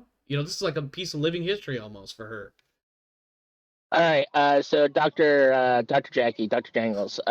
So I don't know what your background is. If you know anything about engineering or any shipborne processes, you're welcome aboard. Just knowing the fact that this is probably dangerous, and we cannot guarantee your safety. If you don't know anything about shipborne systems, I would recommend staying here. I think you know what I think Jackie has that moment. Let me just stop right there. She is looking around and she's like totally caught up in this picturesque. Some artist drew this on, or painted this on canvas and oil moment, right? Like she's starstruck, for lack of a better word. And then she hears you talking about can't promise your safety if you don't know what you're doing. Maybe it's best if you stay on the Grindelwald. And she looks at you. She blinks a few times to like bring herself back into the here and now. And she's like, "Yeah, it's probably not a bad idea." And you know what? Uh, I could stay in the Grendelborn and actually record some of my notes. And then she looks over at Helwig and she's like, somebody's not the best driver, and it wasn't easy to record my notes as we're bumping along down the road. I will point out, thank you, Mr. Helwig, for making sure that we got here without dying. But if we could find a smoother way back, super appreciative. But thank you nonetheless. And then she'll just wander back. So if you're gonna say anything, she's not gonna hear it. But I, the GM, want to know what you're gonna say. Oh yeah, I'm just gonna. All I'm doing is rolling my eyes and then doing that hand puppet thing, and that whole snarky Mr. Bean style face of. Yeah, exactly. So I'm gonna take her off, and I'm gonna put her back here with the Grendelborn token, and then you guys, Grimaldi is already, by the way, not so much out of impatience or anything, but he wants to get in closer. Oh, we lost Wiggles. No, I'm here. We lost what you happened? We lost you on the table. Oh, yeah, no, okay, it just kicked me off right now. You knew before I did. Just give me a moment. Yep. I think Grimaldi, not so much. He's definitely moving out of impatience. Don't get me wrong, but also like his curiosity. He's almost to the point where he's letting his curiosity overpower him, and so he's already down looking at this airlock, this port airlock, to see what he can do to figure out how he can get inside. So it looks like I'm gonna have to quit and go back to TTS, and TTS is taking forever to stop. So Control you want to take a you want to take a yeah, here we go. Okay, there we go. We're watching now. Okay. So what will also turn the milk in is like, okay, can you scan around the area and see if there is a place to land one of the BABs down here, so we can get my wife and rest crew over here to get this thing up and running? Oh, you're trying to see if you can designate a landing site so the lander could bring over your engineering wife? Yeah. We're gonna need an engineer for the holes. Well, let's see. She's better at it than. Let's see what it looks like. Yeah, she's better at. Okay, that's also fair. I mean, it looks. I mean, I'm not a naval, engineer, but it looks pretty fucked. Well, yeah, if it's frozen to the ground, so I don't think it's going anywhere without digging equipment, probably, or something. Digging equipment and about 20 additional degrees. And Grimaldi will look over at Wyatt, and he'll be like, aren't you an engineer? Like, starship engineer, right? Not necessarily design, but like work on fixing, etc., correct? You give me a toolbox and I can definitely find my way, but like, wow, this is a lot. And that's fair. Again, because I haven't mentioned it yet this episode, but any episode Grimaldi comes in, I have to remind people he does have that weird Scottish and Italian accent mix. But he does point out, that's fair. You maintain and maybe to some degree repair, and this is probably quite far beyond the scope of any one individual, and yes, it's buried in the mud. And then he does that motion with one arm, and he points at his wrist as if pointing out the time because he's wearing a watch on his wrist. That sort of pantomiming. And he will say, we are, however, on a bit of a time crunch, and let's get an initial survey of this place first. I mean, I wasn't going to wait, but like if we could do something in parallel, I think that'd be great. I mean, like, yes, that would make sense. I learned by doing it. My wife actually has like actual like legitimate certificates and stuff. So yes. I don't know. And he kind of looks around, looking at the nearby terrain, and he's kind of like, I don't know. I think this little bowl that the Durandal landed in, it might have been the only best good option around here for miles. Well, he wouldn't say miles, for kilometers. We might be kind of screwed here in that regard. What's the gravity on this little shithole we're on? I'm gonna say 0.7. Ooh, that's a lot. I remember I put it in the handout section. Let me take a look at it real quick. It boils down to burns, and to get a ship, the drop ship. Yeah, okay. That would take 2 burns to get it here and then back to the station, and that would give us 0 wriggle room going home. Well, you Okay, could refuel that's it. also fair. You can refuel it Yeah, we before are. you leave Yeah, again. that's right.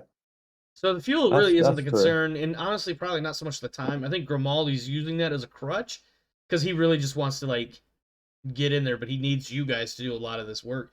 The gravity on Grendel is I was right, 0.71. Is It's anybody actually that's pretty left close. at the station even the pilot? Ooh, that's a good question too.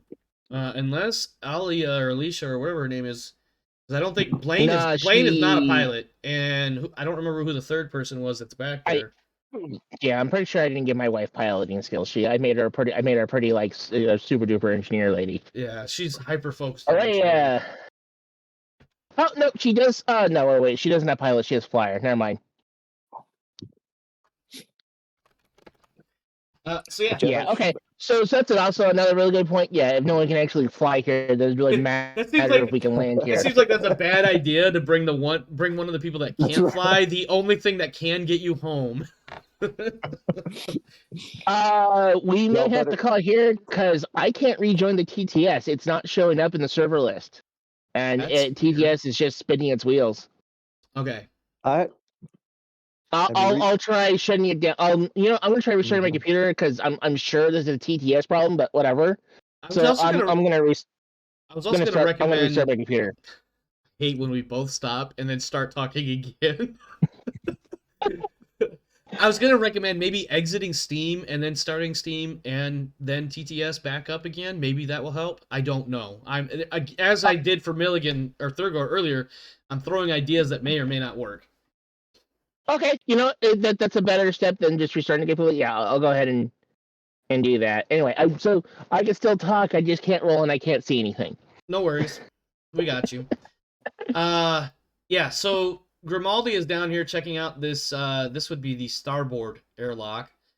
It looks like Milligan is down here as well. Helig, what would you like to do? What would be your first approach here? Or are you just gonna go ahead? One more thing. Yes, We set up a radio contact in with each other like every, I don't know, like 5 minutes or so. Just I think Grimaldi. it- I'm sorry. Go ahead. I'm interrupting. Go ahead.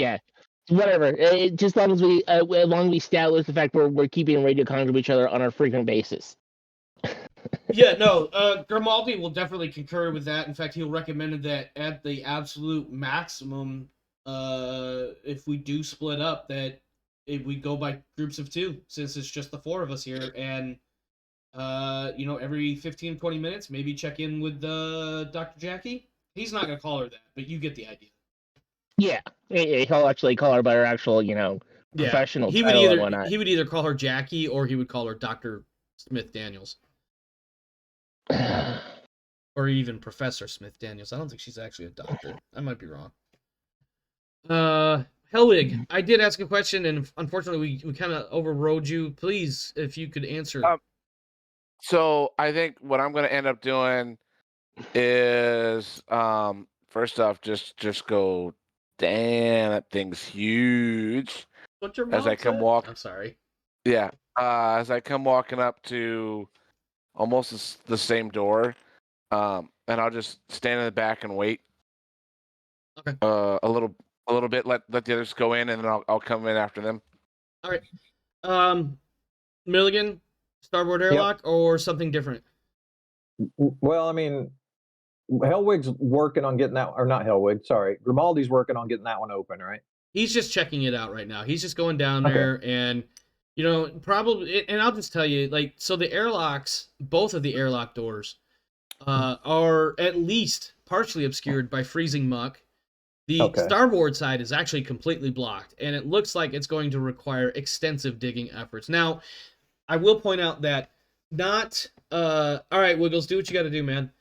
Not so much digging with, like, excavation, but, getting a couple of shovels in here is what's going to be needed, but it's going to take time. And Grimaldi will also recommend that either they check out the missile bay or they check out the other airlock before attempting to climb up to either the service access for the turrets or climbing up to the bridge. Yeah, He will let you guys make that decision. Yeah, I moved myself over there to be checking on the missiles or the bays. Helwig, what would you like to do before I move Grimaldi and give you a response for where you go? So I'm just gonna walk in. You can't walk And in. oh, I can't walk in. Yeah, the starboard airlock is completely covered by muck. Oh, by muck. It's buried. Okay. It would take buried. it would take probably like an hour or two. Well, let's just say it would take a couple of man hours of digging it out. All by right, hand. but you said that the all the stuff here in the front where the bridge area would be or is open, right? It is open, Like but it is 10 meters above. You would have to climb it so to get up there. yeah, I'm not climbing. I'm just gonna roll my eyes Frozen, at this and just frozen metal, snow and ice. No, I'm not climbing if I don't have to. Exactly. I like my limbs. I like them in one solid condition, not broken. Exactly. So what about I'm gonna walk around to the other airlock, I guess. Yeah, and that's go where see if that one- Grimaldi wants to go as well. Okay. That so does leave. I'll follow Did it him. not connect me? Oh, I'm not hearing anyone. I hear you. Boy, nobody was talking. Wiggles, Oh, I can you guess you hear still us? can. Wiggles? Nope. This is unfortunate. We've lost one of our key players. Well, all of you are key players, That's but you get the idea. connected. No, we understand. This actually kind of sucks. I was hoping we'd get at least through this part, but well, sometimes we have to err on the side of caution, eh? Wiggles, can you hear us at all? He's not muted or anything, so. Hello? Hello? Hello? Hello. Hello? Oh, okay. Yeah, I can hear you. Now let's see if TTS is working with me. Okay. At the moment, I have Wyatt just following Milligan, just to allow Milligan some wiggle room. No pun intended. Now that I think about it. Alright, so while Wiggles is attempting to reconnect, Helwig, you wanted to check out the port airlock. The port airlock is not as bad as the starboard. However, it is still blocked up a bit. It looks like you could actually... let me see. The port side airlock, if you could get the Grendelborn down here, or just using your hand tools, you could easily clear this out. Whereas the starboard side is almost completely... not so much submerged. Maybe at some point there was a landslide, and what's left has become frozen and more solid, chunky than you would expect a landslide would do. Does that make sense? Yep. Like I said, you could bring the Grendelborn down here, or you could just use some hand tools to dig it out. It would be... I'm gonna look at the dock, and I'm gonna toss him a shovel and say, "We're digging, unless you want to come back up to the Grendel and bring it back down, but I don't want to break our one ride." Yeah, I think Grimaldi's like, yeah, he'll grab the shovel. He's like, yep, dunk into the frozen, slushy mud. Yeah, let's keep the Grendelborn as clean and dry as possible. Yep, and as I'm digging, I'm just rolling my eyes and just singing some sort of German folk song. Yeah, you know. Oh no, you're singing the classic from Hole. Didn't dig them up them holes. Dwarf digging song. No. Nope. While you're looking for that meme, Charles, please give me a 2d6 roll and add your strength modifier to it. All right, give me a second. Because I was zoomed in, I got to go find. You got to zoom back out and scroll over, or pan over, I should say. Because I know you want to throw that meme or GIF in there now. Oh, here, no, Wiggles already got me. Oh, did he? That's a 6. All right, that is a 6, and it looks like after about 20 or 30 minutes of some exertion, we'll say, you can feel the sweat beating up on your brow, and maybe a couple of drops have fallen off your head and onto the interior of your space helmet there. You managed to get enough muck clear that you could hand crank the airlock open. Milligan. Yes. Milligan, you wanted to check out the missile base. Do you still want to continue with that, or do you join in the digging? I thought we were doing all that at the same time, but yeah.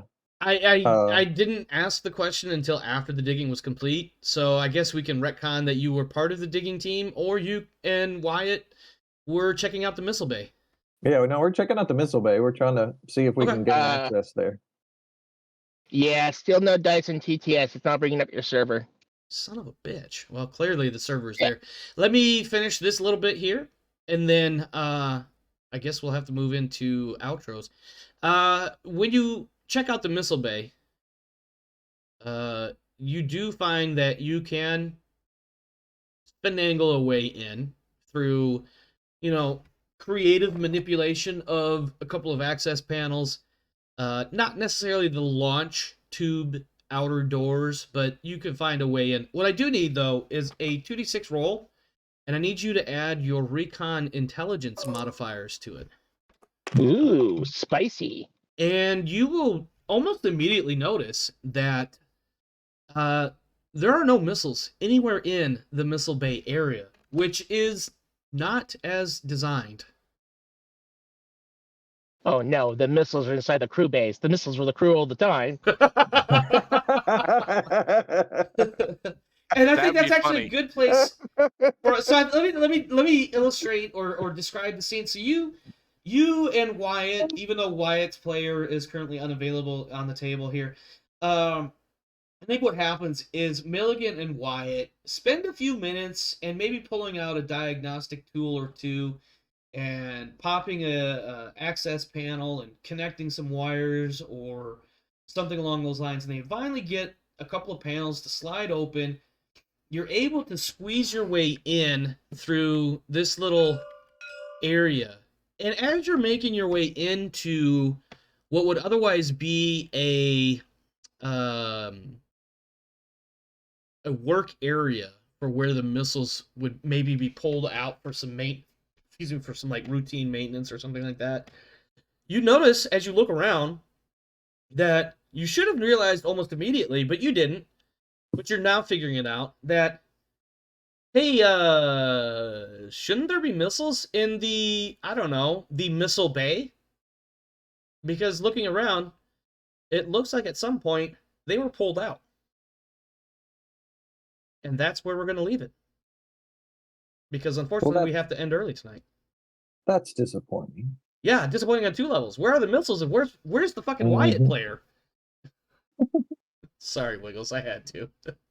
I'm dead. I'm a ghost. You know what it is, Wiggles? It's because you ducked everybody else and goosed yourself. Oh.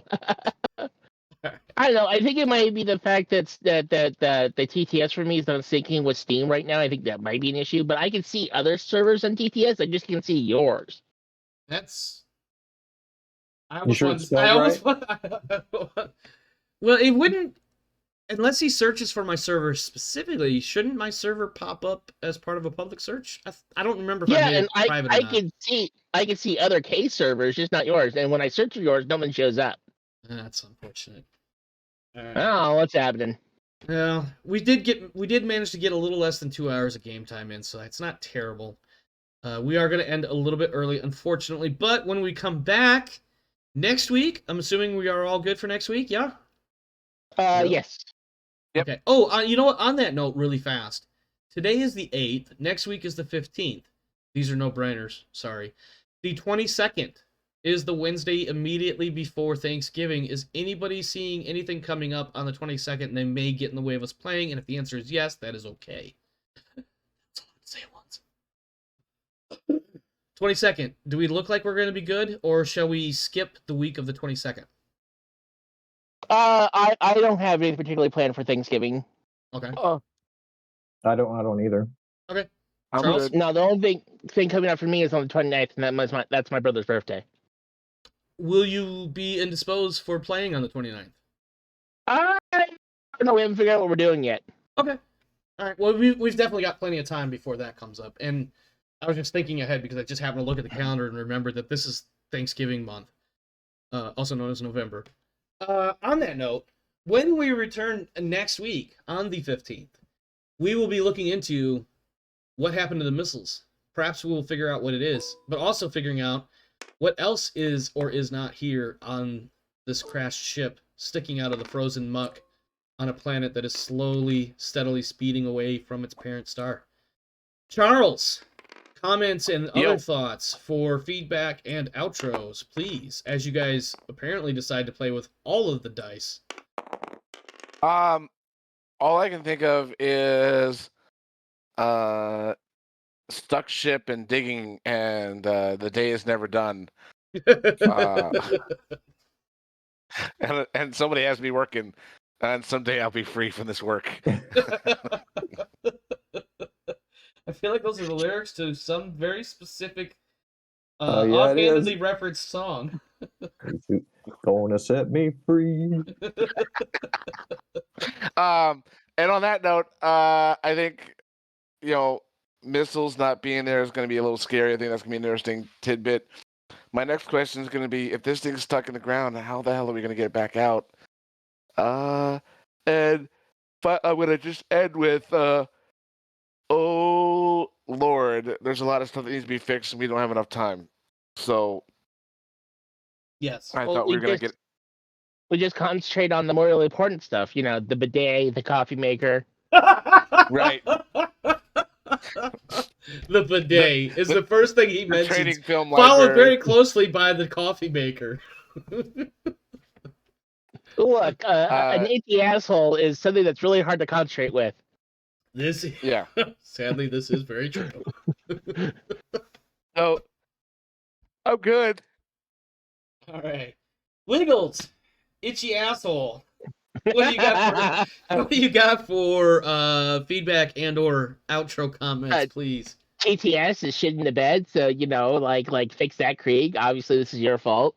Clearly, this is my fault. I don't know. I'm excited exploring the down ship, and all that jazz, and like doing little engineering puzzles because I made a little engineering character. So weird. Here's content that actually relates to our characters. So weird when that happens in a role-playing game. I hope I wasn't stepping on people's toe by like directing people and whatnot, but that kind of feels like the role that White is partially in, if not fully in. Are you talking about with Dr. Jackie Smith? Yeah, and like, hey, Milligan, go look for a landing spot type thing. Yeah.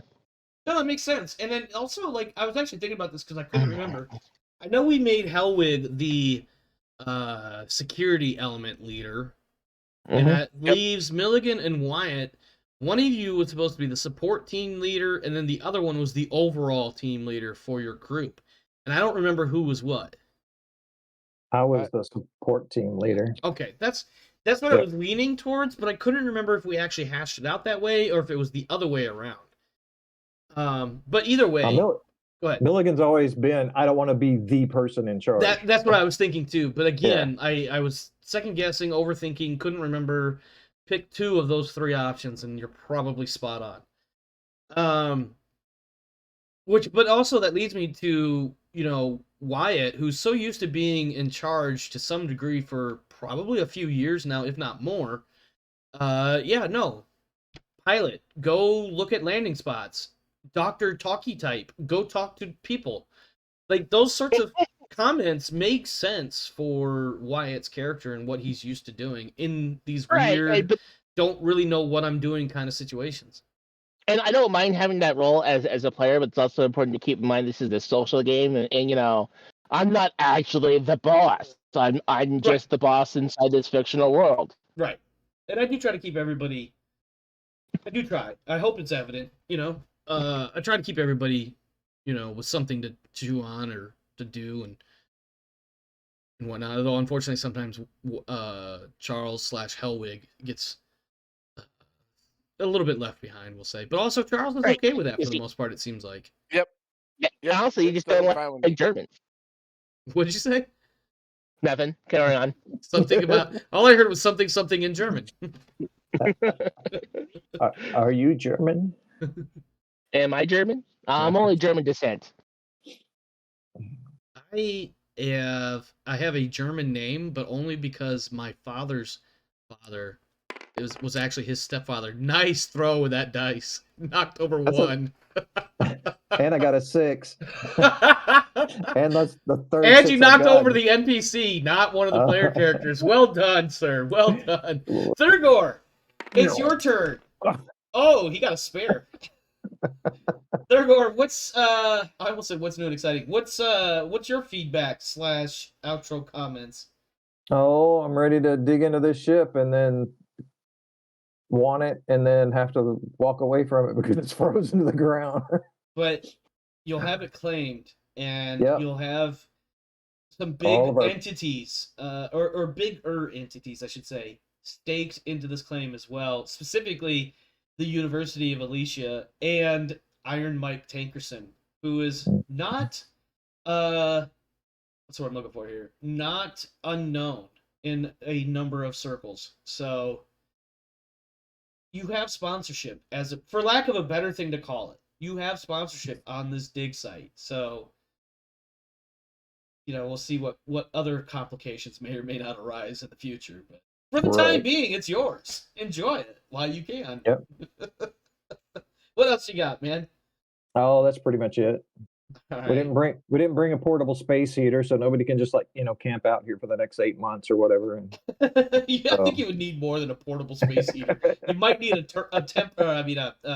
permanent space heater with some cohabitation modules or something. Yeah. All right, my friends, we are going to get out of here. We are leaving a little bit early due to technical difficulties. Unfortunately, yes, Tankerson is the NPC's name. Hashin, if you haven't, man, you need to watch the last 3 or 4 episodes, or 6 maybe. I don't know. You need to watch the whole second season of Second Star. You need to get caught up, my friend. On that note, like I said, we are leaving a little bit early tonight. He was the favorite. Oh, Tankerson was the favorite NPC for season 2? All right, bet. Let's do it. We'll see. Where am I at before I keep getting distracted with chat comments because I can't stay focused to save my life? Yeah, sadly, we are leaving a little bit early. However, I think we made a decent amount of progress for where we are ending, and we're at a nice little cliffhanger. Almost literally, because the ship is crashed into a bowl next to a mountain, more or less. But yeah, now I'm starting to ramble, so let's go ahead and wrap this up. Thank you, my friends, for stopping by and hanging out, even if it was only a little while, or if all you did was hang out in the background, that's fine too. Hopefully you enjoyed the show and you enjoyed the content that's brought to you by my players and through me guided a little bit from starting point to wherever the hell we end up. And if you have enjoyed the show, please consider liking and subscribing and all those buttons. But more importantly, consider joining the Discord community where you can come and talk smack with the best of us and throw memes and GIFs, videos, and all kinds of other BS our way. We do appreciate a good joke, of course. And, well, that's all I've got, I think. I don't think I have anything else. We've got some more Grandland Trios matches coming up over the next day or two. So keep an eye out for those as well. And who got MVP NPC? Normally we don't look for most valuable NPCs. Is that a thing that you guys want to do? Should we do that every now and again? Nominate who was the coolest or funniest or weirdest NPCs? Well, if it's the funniest, that's just going to be really boring. Yeah, because I'm not that funny. Yeah, I know. I get what you're trying to say without saying Wiggles. Frank or Science Person? Frank was pretty cool. I think. The Pentapods are a challenge to write, just for the record. I'm pretty good with a wide variety of words to be used for different things, but trying to keep it consistent across multiple Pentapod lines of dialogue is really getting to be a challenge. Challenging. Yeah, I can do it. Don't get me wrong, but if they didn't have published material for the Pentapods, I would not have known where to go. I think value, weight, cost was something I put together because that was the concept was mentioned in the book, but I definitely was like value book or was value, cost, weight, because depending on which language you use, the word for money usually has one of those 3 words. You guys are really just getting crazy on my table here. And I'm rambling a lot, so let's get out of here. Hey, you guys, have fun out there. Be safe. Look out for each other. Take care of you and yours. And we're going to get out of here. Have a good one, my friends. Stay safe.